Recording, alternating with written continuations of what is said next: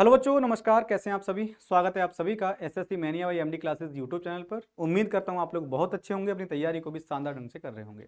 बच्चों, आज हम पढ़ने वाले हैं ब्रह्मपुत्र नदी के बारे में। और ब्रह्मपुत्र नदी से बनने वाला कोई भी फैक्ट हो, कैसा भी प्रश्न हो, आज की क्लास में आप लोग उसे डाउट को क्लियर करके लेके जाने वाले हैं। लेकिन आपसे एक शिकायत रहती है बेटा, क्योंकि आपके लिए अगर मैं इतनी शानदार सी क्लास लेकर आया हूं तो आप लोग पूरी क्लास को देखा करो, इसे शेयर किया करो और हाँ, लास्ट में कमेंट जरूर किया करो कि आपकी क्या क्वेरी है, आपको क्लास कैसी लगती है। चलिए भाई, इस सेशन को स्टार्ट कर लेते हैं। पहला जो सेशन मैंने आपको कराया था वो दर्रों को लेकर कराया था। आपने सभी सेशन लगभग देखें। आज के सेशन को जब देखेंगे तो आपको और भी शानदार सी चीजें देखने को मिलने वाली हैं। सबसे पहले तो आपको ये दिखेगा कि सर ये जो ब्रह्मपुत्र नदी है ना, वो मोस्टली कहाँ पर है। वो आपके जो पूर्वोत्तर भारत है उसमें बहती है ना। पूर्वोत्तर भारत में बहने वाली प्रमुख नदी आपको ये देखने को मिलने वाली है। ठीक है भाई, इस प्रकार से आप देखते होंगे। और यहाँ से आपकी जो गंगा है, ये गंगा और ब्रह्मपुत्र दोनों नदियां मिलकर क्या करती हैं बेटा, ये जो है दुनिया के सबसे बड़े डेल्टा का निर्माण करती हैं। और यहाँ पर क्या है भैया, यहीं पर आपको देखने को मिलेगा दुनिया का सबसे बड़ा डेल्टा। दुनिया का सबसे बड़ा डेल्टा कौन है, तो आप इनसे सुंदरबन का डेल्टा जो है, ये जो आपका सुंदरबन का डेल्टा है, सुंदरबन का जो डेल्टा है वो क्या है, दुनिया का सबसे बड़ा डेल्टा है। इसको सुंदरबन का डेल्टा क्यों कहा गया है, क्योंकि आपको पता होगा सर, इसी क्षेत्र में जो सुंदरी नाम के वृक्ष हैं उसके कारण इसका नाम सुंदरबन पड़ा है। चलिए भाई, स्टार्ट कर लेते हैं। ये जो आपकी नदी है ना बेटा, ये जो आपकी ब्रह्मपुत्र नदी है, अगर हम ब्रह्मपुत्र नदी की बात करें तो इसका जो है उद्गम कहां से होता है, कहां से निकलती है, तो ये तिब्बत के पठार में मानसरोवर झील पर एक ग्लेशियर है बेटा, इसका नाम है चेमांग युंगडुंग ग्लेशियर, है ना। एक ग्लेशियर है तिब्बत के पठार पर मानसरोवर झील में, जिसका नाम है चेमांग युंगडुंग ग्लेशियर, इसी से निकलती है और इससे निकलकर ये तिब्बत में बहती है। और तिब्बत में इसको सांगपो कहा जाता है, सांगपो या सांपो, सांगपो या सांपो कहा जाता है। ये जो है ना बेटा, एक हमारे हिमालय की सबसे पूर्वी श्रृंखला है जिसका नाम है नामचा बरवा। ये नामचा बरवा के पास से क्या करती है, यूटर्न लेती है ना। नामचा बरवा श्रेणी के पास से यूटर्न लेती है और भारत में प्रवेश कर जाती है। जब ये भारत में प्रवेश करती है तो पहला जो राज्य है उसका नाम है अरुणाचल प्रदेश।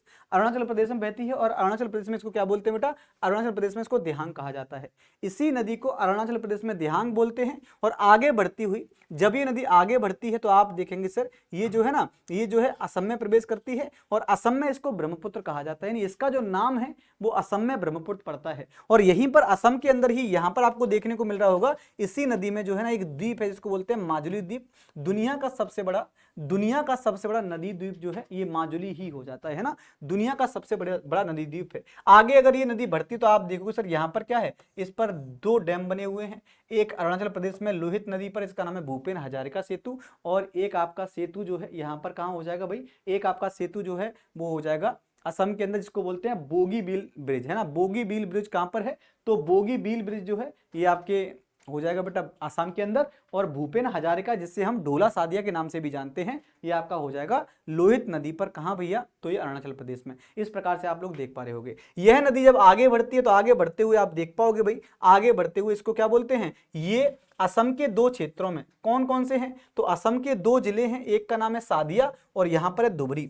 सादिया और धुबरी जो है ना, सादिया और धुबरी जो है, यहां पर याद रखेंगे बेटा, सादिया से लेकर धुबरी तक ये कैसी बहती है, सादिया से लेकर धुबरी तक ये रैंप घाटी में बहती है, नहीं बिल्कुल समतल क्षेत्र में बहती है। और यहीं पर इसको ब्रह्मपुत्र कहा जाता है। नहीं, असम का सादिया से लेकर धुबरी तक यहाँ पर ये बहती है, किसमें, ये बहती रैंप घाटी में। रैंप घाटी का मतलब होता है ये बिल्कुल समतल क्षेत्र में बहती है, जिसके कारण यहाँ पर क्या है, जिसके कारण ये असम जो है, यहाँ पर आपको काफी मात्रा में क्या देखने को मिलेंगे बेटा, काफी मात्रा में द्वीप देखने को मिल सकते हैं आपको। इसके बाद आप ये बांग्लादेश में प्रवेश कर जाती है और बांग्लादेश में इसको जमुना कहा जाता है बेटा, है ना। बांग्लादेश में इसको जमुना बोलते हैं। आगे जो गंगा नदी है वो पद्मा के नाम से बांग्लादेश में प्रवेश करती है। जब ये पद्मा और जमुना आपस में मिलती है उसका नाम मेघना हो जाता है। और मेघना के नाम से ही ये जो ब्रह्मपुत्र नदी है ये बंगाल की खाड़ी में गिर जाती है। आगे हम बात करें बेटा, तो ये जो आपकी नदी है ना, मैंने आपको बता दिया है, इसका जो उद्गम होता है ये मानसरोवर झील में चेमांग युंगडुंग से इसका उद्गम होता है। इसका मुहाना कहां पर है, तो बंगाल की खाड़ी में गिरती है, दुनिया का सबसे बड़ा डेल्टा बनाती है। इसके प्रवाह क्षेत्र की बात करें तो ये दुनिया के 3 देशों में बहती है। इसमें चीन है, भारत है और बांग्लादेश है। दुनिया के 3 देशों में ये नदी बहती है, चीन, भारत और बांग्लादेश। आगे हम बात करें सर, इसमें जो नदियां बाएं तट पर मिलती हैं कौन कौन सी, तो दिबांग है, लोहित है, बूढ़ी दिहांग है, धनसिरी है, कपिला है। ये सभी इसकी बाईं ओर से मिलने वाली नदियां हैं। वहीं दाईं ओर की बात करें तो सुवनसिरी है, जिया बरेली है, मानस है, संकोच है और आपकी तीस्ता है, ये दाईं ओर से मिलने वाली नदियां हो जाती हैं। इसकी कुल लंबाई की बात करें तो 2900 किलोमीटर इसकी कुल लंबाई हो जाएगी भाई। इसका जो अधिकांश भाग है ना वो कहां पर है, इसका जो अधिकांश भाग है वो चीन के अंदर है।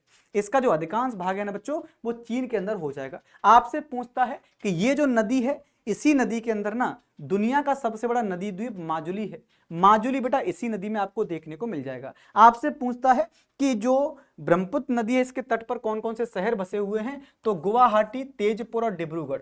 गुवाहाटी, तेजपुर और डिब्रूगढ़ जो है इसी नदी के तट पर बसे हुए हैं। अब इसे कहां पर क्या कहा जाता है बेटा, तो इसको तिब्बत में यारलुंग सांगपो कहते हैं, अरुणाचल प्रदेश में इसको दिहांग कहा जाता है, असम में इसको ब्रह्मपुत्र कहा जाता है, और बांग्लादेश में इसको जमुना के नाम से जानते हैं, और मेघना के नाम से ये बंगाल की खाड़ी में गिर करके अपना विलय कर देती है। चलिए भाई यहां तक की चीजें आपको समझ में आ गई होंगी। मैंने आपको इसकी सहायक नदियां बता दी। सहायक नदी कौन सी है, इसकी सहायक नदियों में आप लोग देखोगे तो यहां पर आपको दिखेंगे कौन सी भाई, तो तीस्ता है, संकोच है, मानस है ना, सुबनश्री है, ये इसकी सहायक नदियां। इसके अलावा आपकी दिवांग हो जाएगी, लोहित हो जाएगी, बूढ़ी गंगा हो जाएगी, धनसिरी हो जाएगी, कपिली हो जाएगी, ये सभी इसकी सहायक नदियां हो जाती हैं। उम्मीद करता हूं आपके क्लास समझ में आ गई होगी। अगर समझ में आ गई हो तो ये मेरा टेलीग्राम चैनल है बेटा, GK GS bye Shailendra sir MD classes, इसको आप लोग फॉलो कर लीजिएगा, जिससे आपको क्लास की पीडीएफ मिल जाए। और पीडीएफ के साथ साथ आपको जो है यहीं पर मैं रेगुलर बेसिस पर क्विज कराता हूँ, क्विज में भी आपको ज्वाइन कर लेना है। साथ ही साथ एसएससी मैनिया इसी चैनल पर मेरी क्लास होती है 11 बजे,